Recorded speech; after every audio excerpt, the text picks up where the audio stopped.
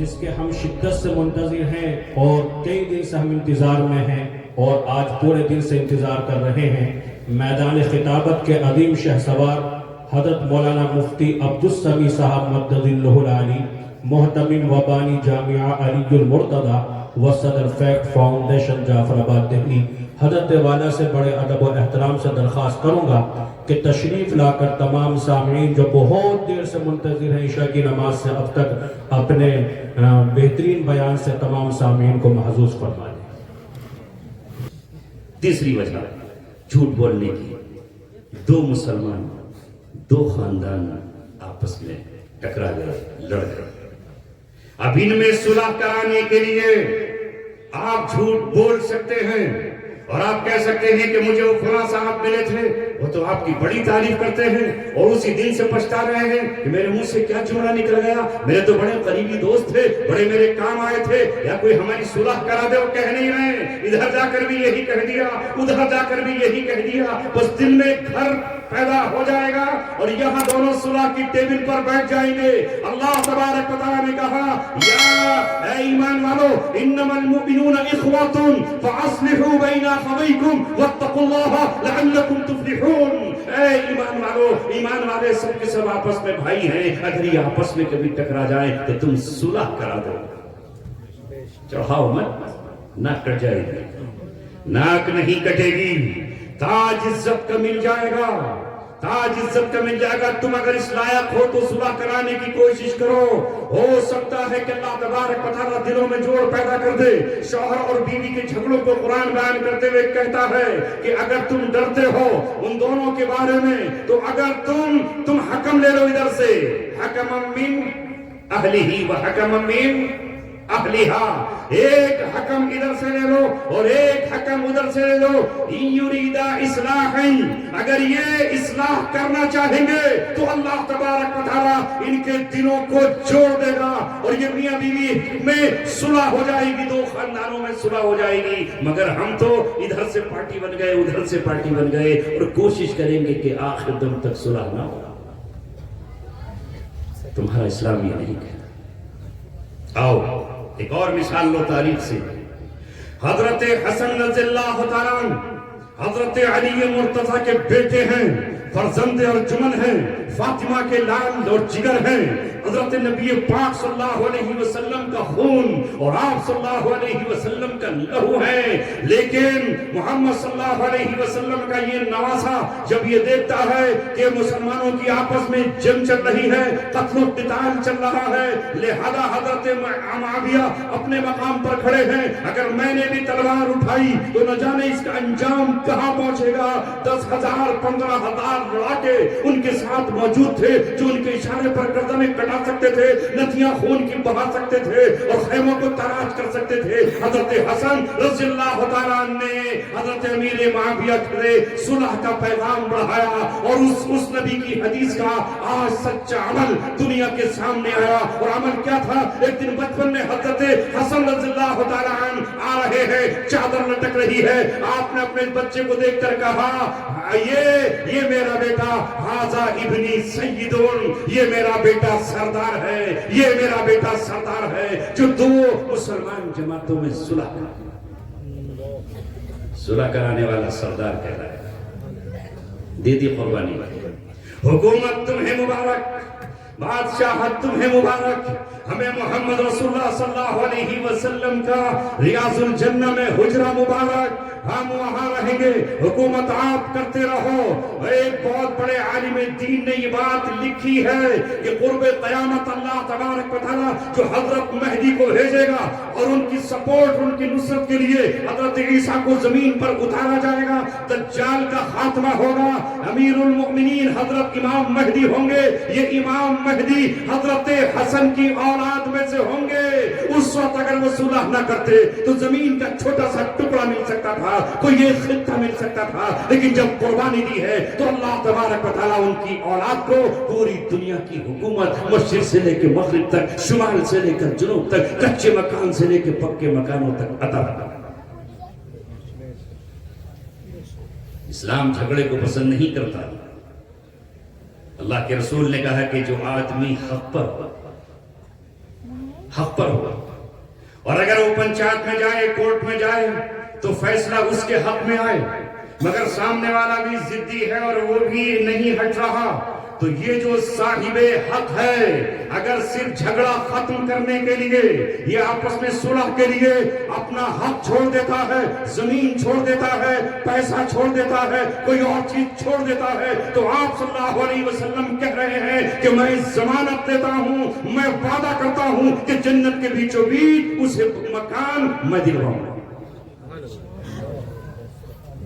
کیا کیا فضیلتیں ہیں، اور اس دنیا کو پرامن بنانے کے لیے آپ صلی اللہ علیہ وسلم کا ہمارے اور آپ کے لیے کیا کیا پیغام ہے، مگر اگر ہم اس پر لائیں گے تو ہم زیرو بھی تھوڑا اوپر ہوتا ہے، مائنس، اور پوائنٹ مائنس سے نیچے کرتے چلے جائیں، یہ ہمارا حال ہو گیا۔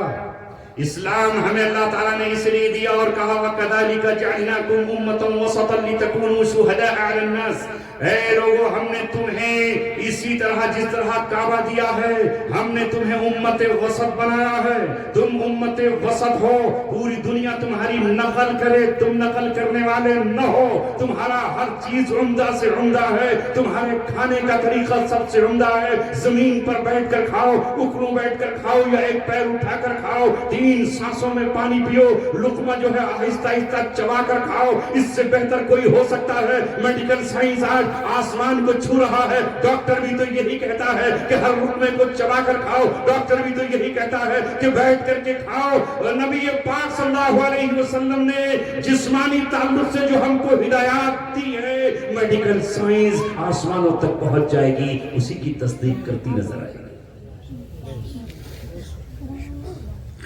مگر ہم کہہ رہے ہیں کہ نہیں، ہم نہیں کھائیں گے بیٹھ کر، ہمیں چولا اتار دیا ہے، اور ہمیں ڈارون کا فلسفہ پسند ہے۔ ڈارون نے کہا کہ تم بندر کی اولاد ہو، تو ہم نے قرآن نہیں پڑھا کہ تم آدم کی اولاد ہو، ہمیں نبی پاک صلی اللہ علیہ وسلم کی حدیث میں یاد نہیں کہ تم سب کے سب آدم کی اولاد ہے، وہ آدم من تراب، اور آدم مٹی سے بنائے گئے تھے، ڈارون لکھ کر چلا گیا، ہم کہہ رہے ہیں کہ ہم بندر کی اولاد ہے، اس لیے جب 4 پیسے ہمارے پاس آئیں گے تو بیٹھ کر کھانے کا کیا مطلب، کھڑے ہو کر کھائیں گے لنگور کی طرح، اچھل اچھل کر، کوئی مطلب نہیں کہ ہم بیٹھ جائیں، ایک پلیٹ اٹھا کر لائیں گے، اکیلے ہی ہاتھ میں لیں گے اور ادھر جا کر کے کھڑے ہو کر کھائیں گے، پھینکیں گے اسے، اور پھر دوسرا لے کر کے آئیں گے، ادھر پھینکیں گے ادھر سے لے کر آئیں گے۔ یہ ناقدری کھانے والا بھی کر رہا ہے اور کھلانے والا بھی کر رہا ہے۔ محمد صلی اللہ علیہ وسلم نے ایک ایک دانے کی قدر سکھائی ہے۔ آپ راستے میں جا رہے ہیں، 2 کھجوریں پڑی ہوئی ہیں، آپ نے کھجوروں کو دیکھ کر کہا اگر مجھے یہ خوف نہ ہوتا کہ یہ سبتے کی کھجوریں ہو سکتی ہیں تو میں ان کو اٹھا کر اپنے منہ میں رکھا۔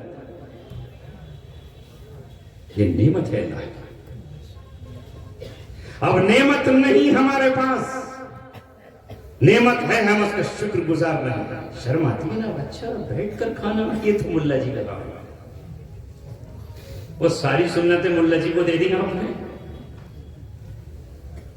نکاح مسجد میں کرو، سادگی کے ساتھ کرو، میں نکاح مسجد میں کروں تو میری ناک کٹ جائے گی، میرے پاس اتنا مال ہے۔ ابھی مجھے معلوم ہوا کہ ایک صاحب نے اپنی بیٹی کے نکاح کے لیے محض 14 لاکھ کا بینکٹ ہال اور شادی ہال بک کرایا ہے۔ کتنے کا؟ 14 لاکھ کا۔ کتنے گھروں میں چراغ جل جاتا ہے، کتنی بچیوں کی شادی ہو جاتی ہے، کتنے کمبل بانٹ دیے جاتے ہیں۔ وہ 14 لاکھ کا بھی کیا ہوگا وہاں، کیا ہوگا؟ یہ کیوں کر رہے ہیں ہم؟ اس لیے کہ اسلام سے محبت نہیں ہے۔ دنیا کی دوسری قومیں اپنے دین کی طرف جا رہی ہیں، کٹرتا کے ساتھ، سختی کے ساتھ اس پر عمل پیرا ہیں، اپنی تہذیب کو کھنگال رہی ہیں اور اپنی تہذیب کو کھوج رہی ہیں۔ یہودی ایک ایک چیز کو کھوج رہا ہے اور کھنگال رہا ہے، ہمیں کوئی اعتراض نہیں۔ لکم دینکم ولی دین، تمہارا دین تمہارے لیے، ہمارا دین ہمارے لیے۔ مگر اگر ان کو اپنا دین عزیز ہے تو ہمیں اپنا دین عزیز کیوں نہیں؟ اگر وہ اپنی تہذیب کو نہیں چھوڑ سکتے تو ہم اپنی تہذیب کو کیوں چھوڑ رہے ہیں؟ اے نوجوانوں، مجھے بتاؤ، کیا تمہاری تہذیب کسی سے کمتر ہے؟ کیا تمہارا مذہب کسی سے گھٹیا ہے؟ کیا تمہارا دین کسی سے برا ہے؟ جب تم یہ کہتے ہو کہ میرا دین سب سے اعلیٰ ہے تو پھر محمد صلی اللہ علیہ وسلم کے طریقے تمہیں پسند کیوں نہیں ہے؟ ان سے تمہیں محبت کیوں نہیں ہے؟ ہماری شادیاں سادگی کے ساتھ کیوں نہیں ہے؟ ہمارے نکاح سادگی کے ساتھ کیوں نہیں ہے؟ ہمارے پاس تعلیم نہیں ہے، اور ہمارے پاس ایسا نہیں کہ آج پیسہ نہیں ہے، میں 20 سال پہلے کی بات نہیں کر رہا، آج پیسہ ہے، گاؤں میں جاتا ہوں تو بلڈنگیں ہیں اور عمارتیں ہیں۔ یہ عمارتیں بنانا محمد رسول اللہ کا پسندیدہ عمل نہیں ہے۔ سب سے زیادہ ناگواری کا اظہار اگر کسی خلق پر اللہ کے رسول نے کیا ہے تو وہ عمارت پر ناگواری کا اظہار کیا ہے کہ اس عمارت پر خرچ کیا جائے۔ یہ خرچ ہوتا تمہاری تعلیم پر، یہ خرچ ہوتا تمہارے تعلیمی اداروں پر، یہ خرچ ہوتا تمہارے اسکول اور کالج پر۔ ہمارے بچے ان پڑھ ہیں، جب کوئی غریب نہیں پڑھا پاتا تو پھر 5 سال کے بعد وہ کسی اڈے پر بیٹھ جاتا ہے، وہ پنچر لگانے لگتا ہے، وہ سائیکل سنوارنے لگتا ہے، ان کے پاس پیسے نہیں ہیں تو ماں سیڑھیاں کسی کی جا کر کے صاف کرتی ہے اور کوئی سر پھرا اس کی آبرو سے کھیل جاتا ہے۔ ہم تو بیواؤں کو دینے کے لیے نہیں ہے، ہمارے پاس دیکھتے ہیں ہم کہ بوڑھا رکشہ چلا رہا ہے لیکن ہمیں کوئی ترس نہیں آتا یہ بوڑھا رکشہ کیوں چلا رہا ہے۔ عمر بن خطاب نے ایک یہودی کو بھیک مانگتے ہوئے دیکھا تو اس سے پوچھا کہ بوڑھے ہو کر کے بھیک کیوں مانگ رہے ہو؟ تو اس نے کہا کہ اسلامی حکومت ہے تمہاری اور تمہاری حکومت ہم سے جزیہ لیتی ہے۔ جب تک ہم جوان تھے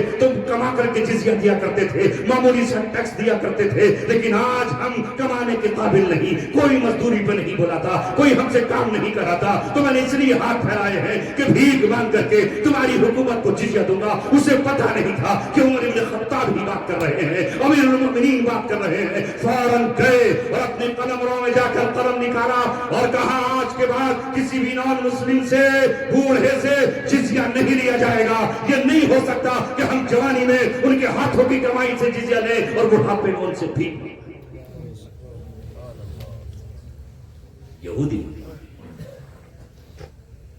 اس پر آپ نے رحم کیا، ہمارے اپنوں پر بھی رحم نہیں۔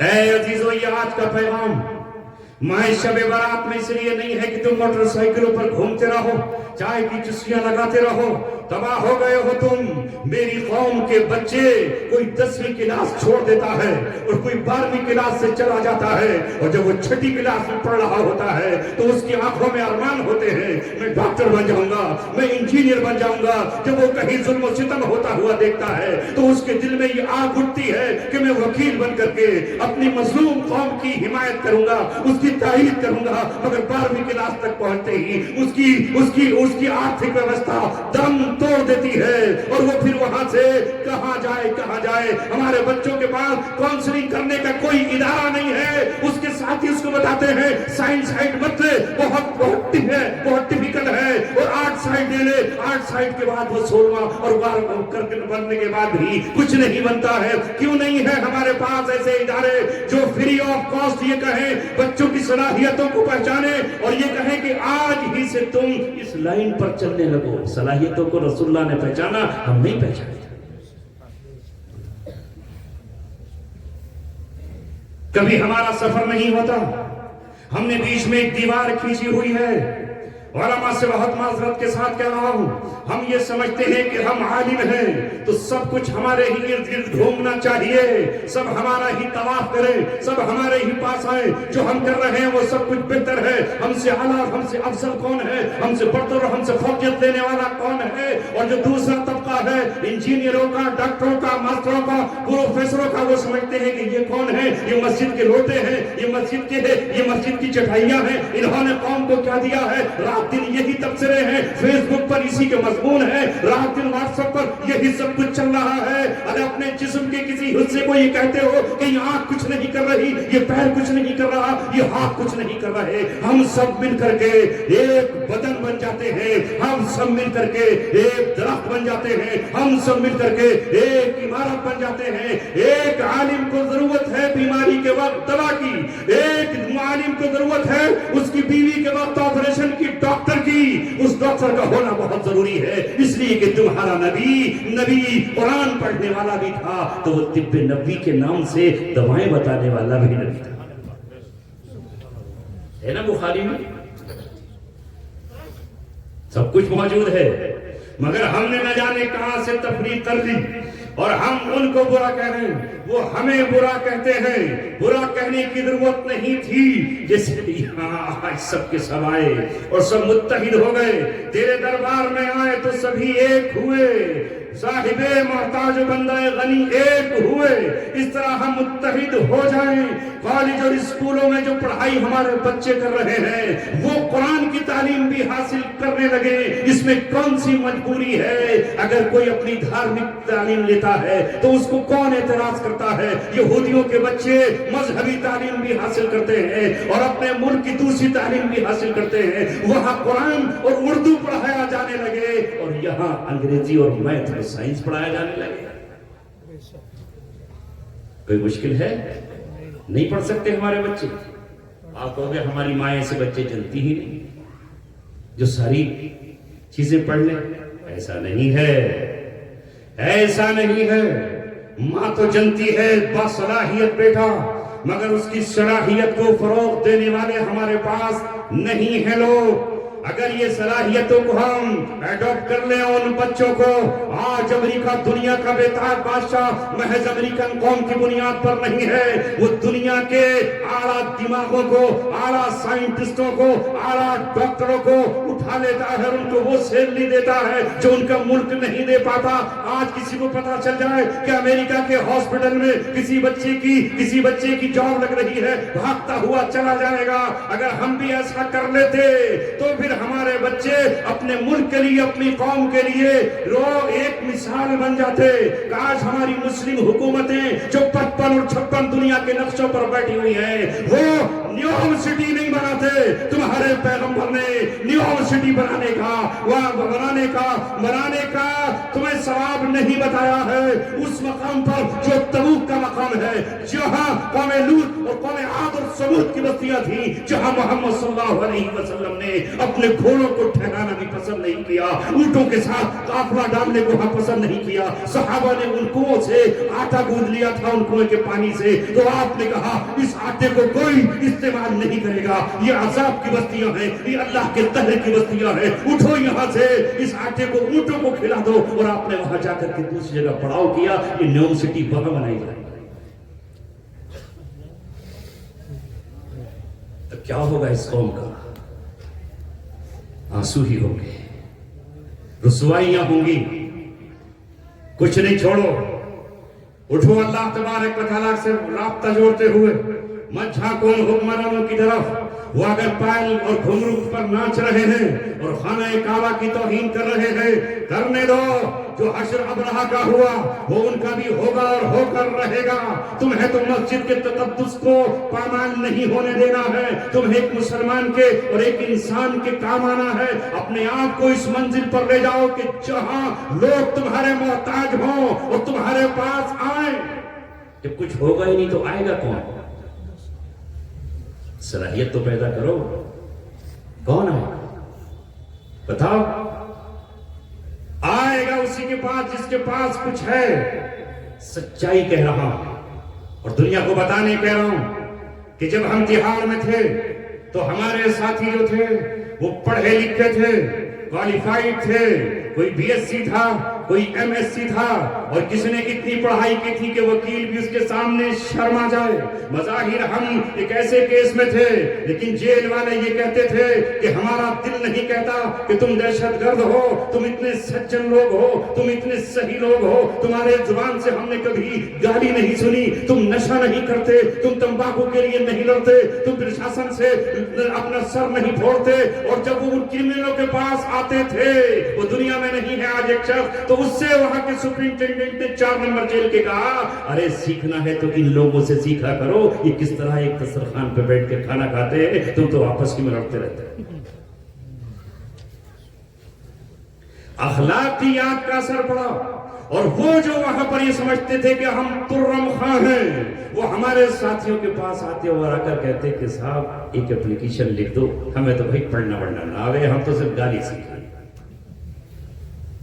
सुप्रिंटेंडेंट आता तो पीछे खड़े हो जाते और हमारे साथियों को आगे करते, कहते साहब आप बात कर लीजिए इनसे। कश्मीर के बहुत सारे वहां साथी थे, लेकिन हर एक क्वालिफाइड था। सुप्रिंटेंडेंट आए या डीजी आए तो वो सब लोग तो पीछे हो जाते और ये खड़े होकर के वहां अंग्रेजी में बात करते। और जब ये अंग्रेजी में बात करते, सर पे टोपी, चेहरे पर दाढ़ी और लिबास इस तरह, तो वो झेप जाता और फिर वो कहते कि जेल मैनुअल में ये लिखा हुआ है, आप हमें यूं नहीं कर सकते और आप हमें ये नहीं कर सकते। लिहाजा हमारा हर साथी फाइल उसके पास हुआ करती थी और वो उसकी परमिशन करा लिया करते थे। मेरे एक साथी ने मुझसे ये कहा कि मुफ्ती साहब, ये अल्लाह तबारक व तआला का हम पर कितना बड़ा एहसान है कि इनके झगड़ों की सुलह हम कराते हैं। अगर उनका झगड़ा हो जाता तो जेल प्रशासन ये कहता कि हम सबको बंद रखेंगे, लेकिन अगर तुम जिम्मेदारी लेते हो कि आपस में नहीं लड़ेंगे तो हम अभी तुम्हारी बैरिकेड खोल देते। इतना हम पर एतमाद,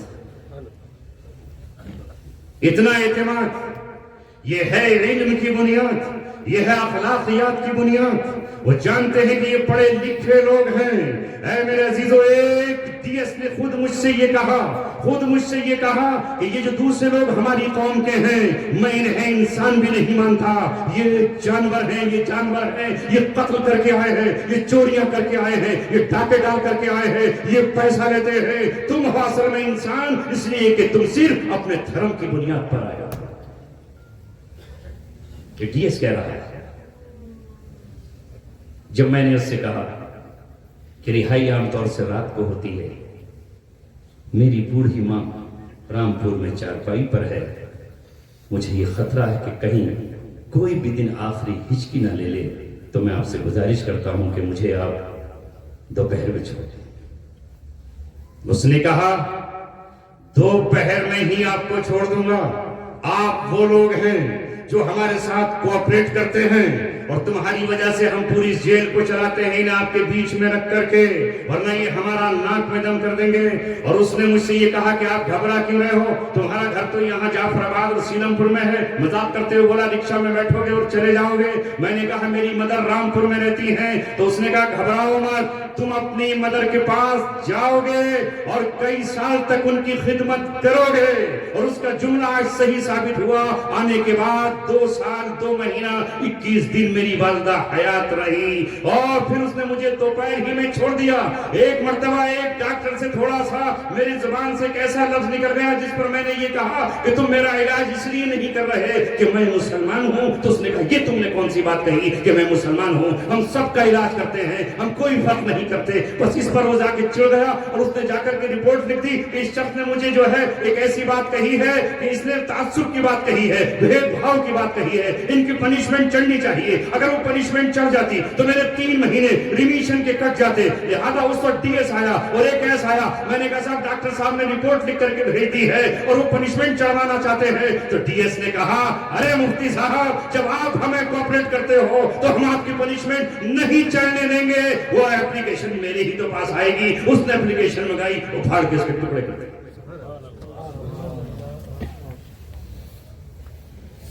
ये सब बता रहा हूं ताकि इसकी अहमियत को समझो। अखलाक अपने अंदर पैदा करो। अगर तिजारत में फरोग चाहते हो, अपने बच्चों को आगे बढ़ाओ, ये तफरीक मत करो। सबकी हमें जरूरत है। आला वकील भी हमारे पास हो, जज भी हमारे पास हो, डॉक्टर हमारे पास हो। बताओ कौन सा डॉक्टर है हमारे पास? हम जब एम्स में जाते हैं, चाहे ऋषिकेश जाएं, पंथ में जाएं, कहीं और चले जाएं, बीमारियां तो आएंगी, आ रही हैं। अगर वहां तुम्हारा कोई लाल और लख्त जिगर होगा तो फौरन उसके दिल में रहम होगा, इसलिए कि उसके सामने मोहम्मद रसूलुल्लाह की हदीस है, इरहमू मन फिल अर्द, जमीन वालों पर रहम करो, अल्लाह ताला तुम पर रहम करेगा। तो इस बूढ़ी का हाथ पकड़ करके उसका इलाज करा देगा और उसको उसके जांचें करा देगा। मगर जब हमारा कोई है ही नहीं तो हम किसका दामन पकड़े और किसके सामने जाएं? ऐ मेरे अजीजों और दोस्तों, जब तुम्हारे पास कोई अपना होगा तभी तो बीमार को बगैर लाइन के देख सकेगा। लेकिन हमने अपने आप को कहां से कहां पहुंचा दिया है। सिगरेट के पीने पर फक्र है, गुटखा खाने पर हमें फक्र है। और इससे आगे बढ़कर कहूं तो आज मुस्लिम इलाकों का ये हाल है कि वहां शराब पी जा रही है और पिलाई जा रही है। जिस जमुना पार से आया हूं वहां मुसलमान مسلمانوں کا حال یہ ہے کہ نوجوان قتل کے فراق میں گھوم رہے ہیں, شراب کے جام بک رہے ہیں, اور اس میں کھلے عام مسلمانوں کے بیچ چل رہی ہے. تم سمجھتے ہو کہ تمہارا کوئی تعاون کرے گا؟ جب تم خود اپنے نہیں ہو تو دوسرا تمہارا کیوں ہو؟ ان بچوں کو داخل کرو. جو بچہ حافظ بننا چاہتا ہے اسے حافظ بنا دو, جو قاری بننا چاہتا ہے اسے قاری بنا دو. اللہ تعالیٰ نے چن رکھا ہے, جو بچہ مفتی بننا چاہتا ہے اسے بنا دو, اور جس کا ذہن اس طرف نہیں چلتا تم سب کو تھوڑی بنا دو گے کہ سب کو پکڑ کر کے مولوی بنا دو. یہ الگ الگ صلاحیتیں ہوتی ہیں, ہر ایک کا کوئی فن کا ماہر نہیں ہوتا. تم پڑھتے ہو کہ اسکولوں میں کوئی میتھ کا ماہر ہے, تو کوئی سائنس کا ماہر ہے, تو کوئی فزکس کا ماہر ہے. سب ایک جیسے نہیں ہوتے. میں نے بھی اسکول میں پڑھا ہے مگر مجھ سے آرٹ بنانا کبھی نہیں آئی.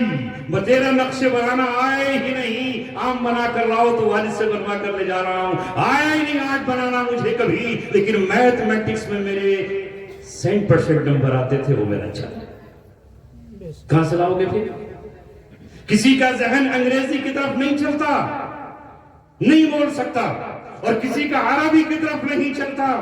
لہذا سب کو فن کا ماہر بنا دو. اور اگر ہم پڑھنے لکھنے کے قابل بھی بالکل نہیں ہیں تو پھر اگلا کام ہے کہ آپ اس کے ہاتھ میں صنعت اور ہنر. اس میں کوئی شرم کی بات ہے؟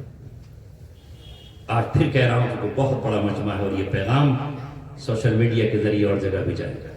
حضرت داؤد علیہ السلام نبی ہیں, رسول ہیں, پیغمبر ہیں. ان پر زبور اترتی ہے اور اس کی تلاوت کرتے ہیں تو پہاڑ سنتے ہیں اور پرندے ٹھہر جاتے ہیں. لیکن ساتھ ہی بادشاہ وقت ہو کر کے وہ زمانے کی بہترین ٹیکنالوجی, جنگی ٹیکنالوجی چونکہ بادشاہ ہیں, زرہ بناتے ہیں, اور قرآن میں اس کا ذکر ہوتا ہے. اور اللہ تعالیٰ کہتا ہے وَعَلَّمْنَاهُ صَنْعَةَ لَبُوسٍ, اور ہم نے انہیں زرہ بنانے کا, بلٹ پروف جیکٹ بنانے کی ٹیکنیک دی تھی. اب ہم اسی کے پیچھے پڑے ہوئے ہیں کہ ٹیکنیک کیوں حاصل کر رہے ہو, تم تو یہ ہو, تم تو وہ ہو, تم تو فلاں. اس پہ وقت مت خرچ کرو. داؤد علیہ السلام نبی اور بادشاہ ہو کر کے دستکاری کر رہے ہیں, اور آپ نے مزاج یہ بنایا ہے کہ اگر امام صاحب نے کوئی کام کر لیا تو امامت سے بڑھتا اچھا. امام ہو کر بھی تجارت,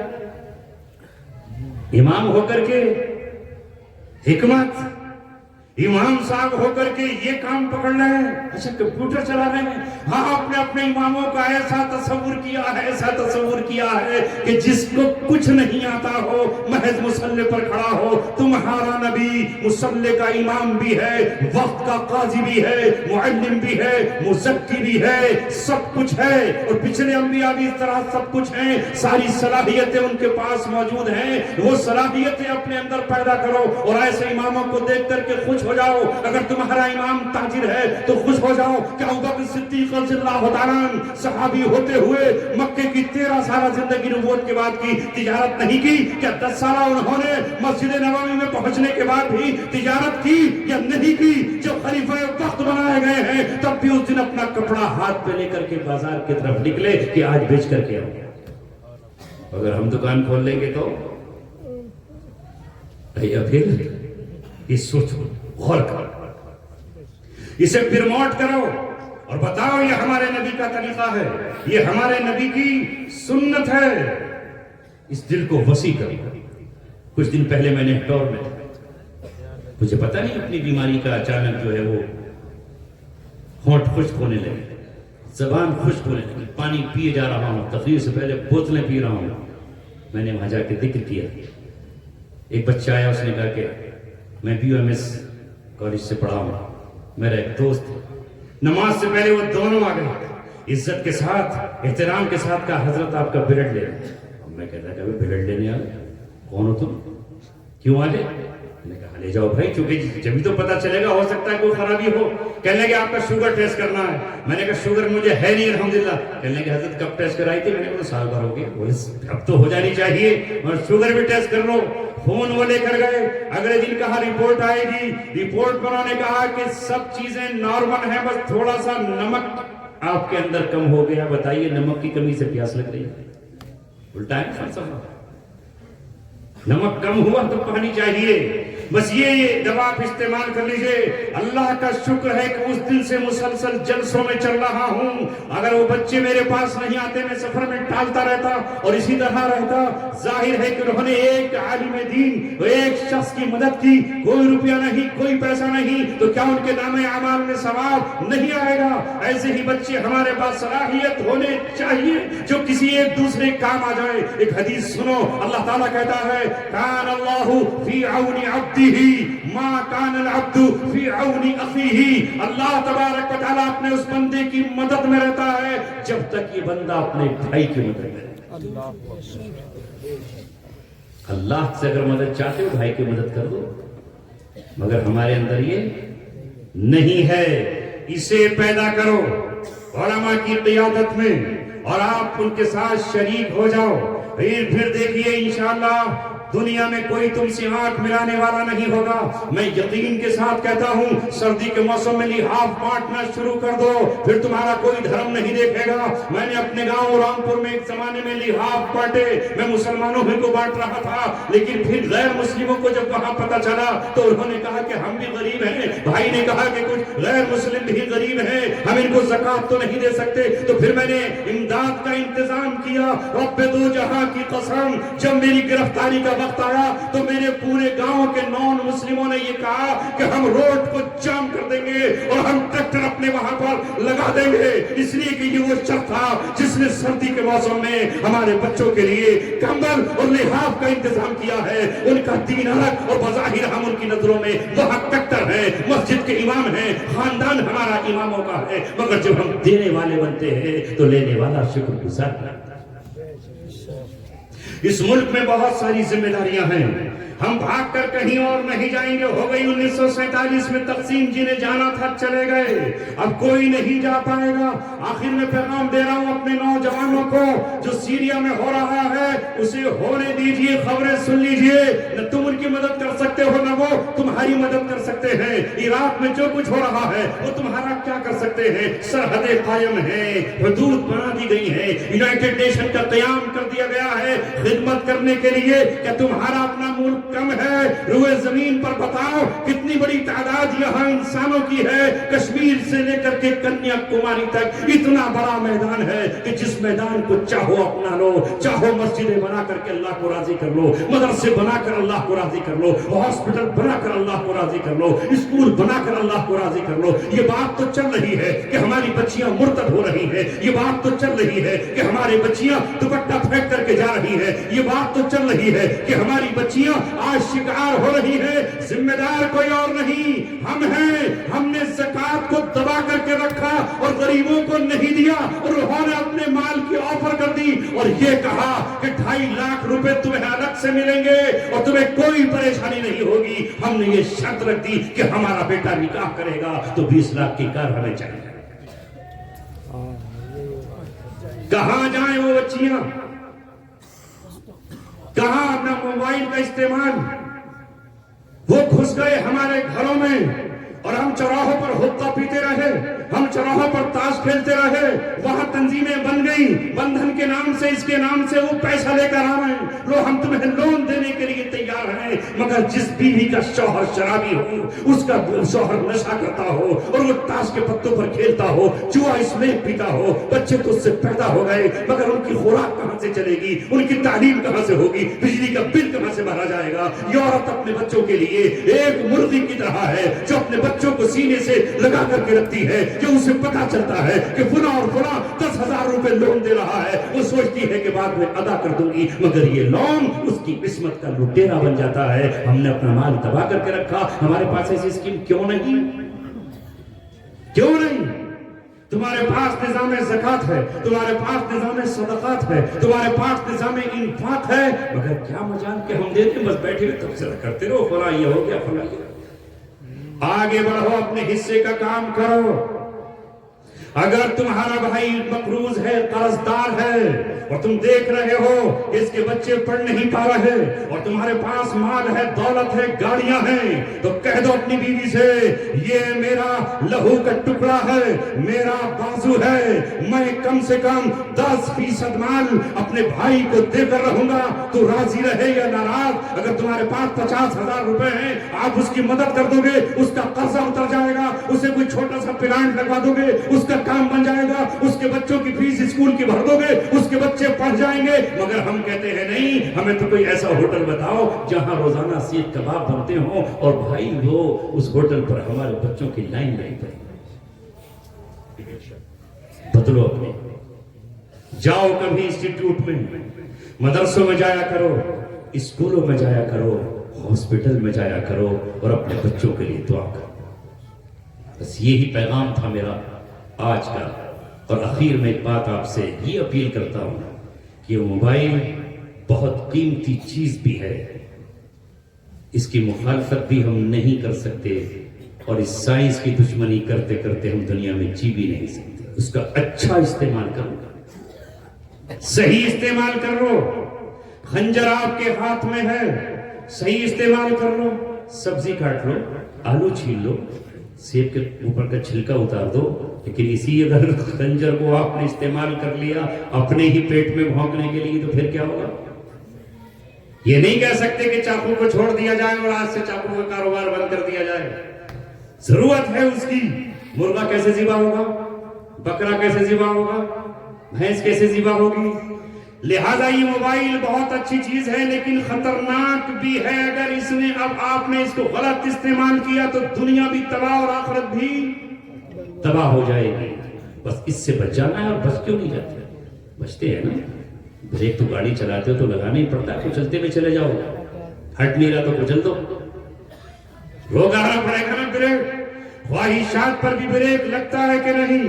اسی طرح موبائل پر نوجوانوں بریک لگاؤ اور سائیڈ ہو کر کے نکل جاؤ۔ اور کوئی ان نون پرسن اگر آپ سے چیٹنگ کرتا ہے اور آپ سے گفتگو کرتا ہے یا آپ کو پھنسانے کی کوشش کرتا ہے، اس کے جذبات میں نہیں آنا۔ کوئی اگر رہبر تم سے کچھ کہہ رہا ہے جسے تم رہبر سمجھ رہے ہو، تو پہلے تولو، جو بھی بات ہوئی تھی تولو پہلے اسے، اور پھر دیکھو کہ یہ رہبر کہاں ہے۔ خود مت نکلو، سب سے بڑا رہبر تمہارا باپ ہے، سب سے بڑی رہنما تمہاری ماں ہے۔ ہر اعتبار سے پہلے اپنے ماں کو 100 بار سوچو۔ اگر جذبات میں آ کر کے تو قید خانوں میں چلا گیا تو پھر تیری ماں کا کون دیکھے؟ دیکھا بھی سنبھل کا ایک نوجوان علی مرزا صاحب سے پوچھ رہا ہے مسئلہ۔ علی مرزا جو خود بھی مسئلے کو نہیں جانتا، پوری امت کو توڑنے کا اس نے ٹھیکہ لے رکھا ہے، ہاتھ اوپر کرنے اور نیچے کرنے کو اسلام قرار دے رہا ہے، کہیں کا گدھا جو اس گدھے کو خود پتا نہیں، اسی کے نوجوان واٹس ایپ پہ آ کر کے ہمیں بھیجتے ہیں کہ یہ علی مرزا ہے، اس کا نسب پتا ہے آپ کو؟ کیا ہے وہ؟ ثابت النسب ہے یا نہیں؟ کہاں بیٹھا؟ اس سے ہمیں کیا لینا دینا؟ اس سے نوجوان مسئلہ پوچھ رہا ہے کہ بتائیے صاحب سنبھل میں یہ ہوا، آپ مسئلہ بتائیے۔ اس کو کیا پتا؟ یہاں پتا چلا کہ وہ چیٹنگ ریکارڈ ہو گئی، جیل میں۔ سنا نا؟ کیا ضرورت ہے؟ کیا ضرورت کیا ہے اس بات کی؟ سی اے کے موقع پر نوجوان جذباتی ہو کر کے نکل گئے۔ میں اس وقت یہاں نہیں تھا۔ ہمارے شہر رامپور میں بھی سب اپنے گھروں میں ہیں، جنہیں لیڈر کہا جاتا ہے وہ اپنے گھروں میں ایئر کنڈیشن کمروں بیٹھے ہیں۔ نوجوان نکل گئے، علماء بھی اندر رہے کہ پتہ نہیں کیا ہو جائے گا، اور جب نوجوان نکلے تو کسی کا قتل ہو گیا، اور یہ جب اس کی لاش گھر پہنچی تو بہن کا انتقال ہو گیا، ماں سر پکڑ کے رہ گئی، کمانے والا کوئی نہیں رہا، اور آج کوئی پوچھنے والا بھی نہیں ہے تو اس جیل میں ہیں، اور کتنے نوجوان وہاں جیل پر لگے ہوئے ہیں۔ کوئی ضرورت نہیں، اگر کوئی وقت آئے گا تو پوری قوم پر آئے گا، اور انشاءاللہ ایسا وقت نہیں آئے گا۔ اللہ تبارک و تعالیٰ کو راضی کر لو۔ جب اللہ تبارک و تعالیٰ تم سے راضی ہو جائے گا تو سب کچھ اللہ تبارک و تعالیٰ کرنے پر قادر ہے۔ وہ سانپ کا زہر نکال سکتا ہے، وہ شیر کو تمہارا دوست بنا سکتا ہے۔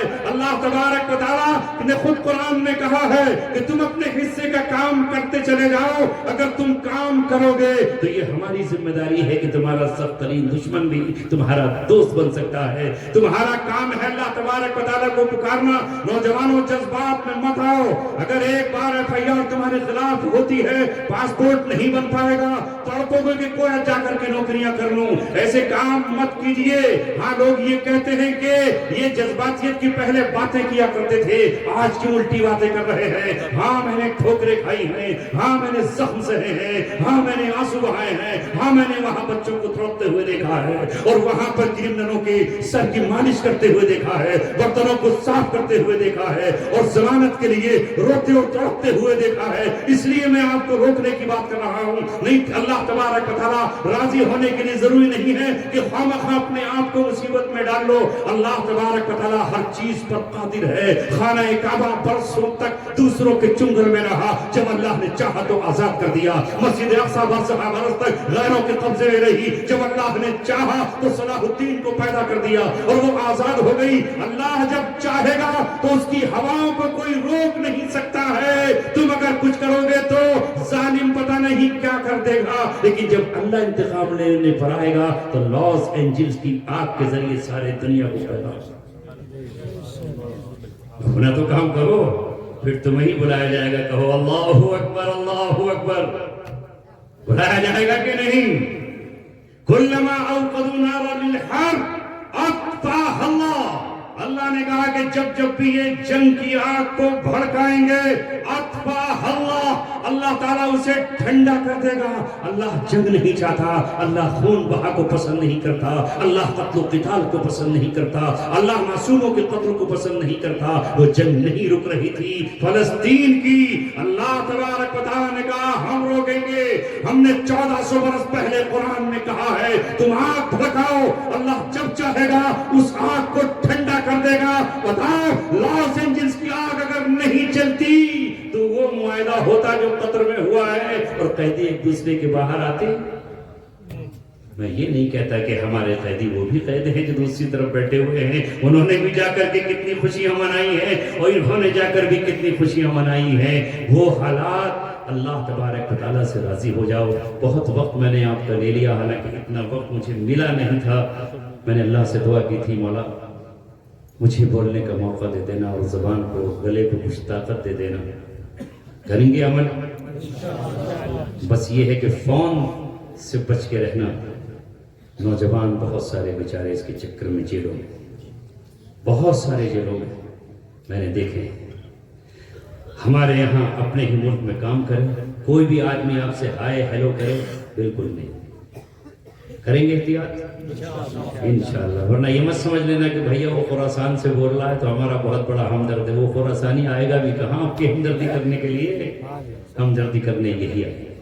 مجھے امید ہے انشاءاللہ آپ اپنی صلاحیتوں کو لے کر نکل کھڑے ہوں گے, اور پھر انشاءاللہ ایک دن آپ چمکیں گے, اور خدمت اپنے ملک کی بھی کریں گے, قوم کی بھی کریں گے, وطن کی بھی کریں گے, اور انسانیت کی بھی کریں گے. اللہ ہمارے آج کے جذبوں کو قبول فرمائے.